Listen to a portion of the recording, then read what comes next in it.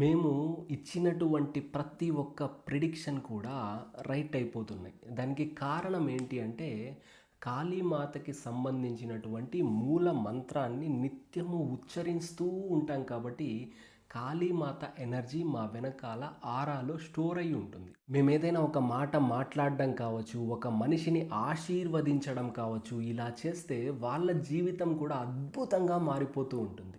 దానికంతటికీ కారణం కాళీమాత యొక్క మూల మంత్రం. ఈ మంత్రాన్ని గురు పరంపర ద్వారా శనివారం అనగా జనవరి 24న ఉదయం 5:30 ఆ మంత్రోపదేశం మీకు ఇవ్వడం జరుగుతుంది. మీరు కూడా ఆ మంత్రాన్ని ఉచ్చరించారు అని అనుకోండి, తరువాత మీ మాట కూడా సత్యమవుతుంది. ఎవరో ఎదుటి వ్యక్తిని ఆశీర్వదించి వాళ్ళ జీవితాన్ని మార్చాల్సిన అవసరం లేదు. మీ జీవితం కోసం మీరు చేసే అఫర్మేషన్స్కి బలం విపరీతంగా పెరుగుతుంది. అప్పుడు నా లైఫ్ ఇలా ఉండాలి, అలా ఉండాలని మీరు అనుకుంటే చాలు, ఆ విధంగానే తయారవుతుంది మీ లైఫ్.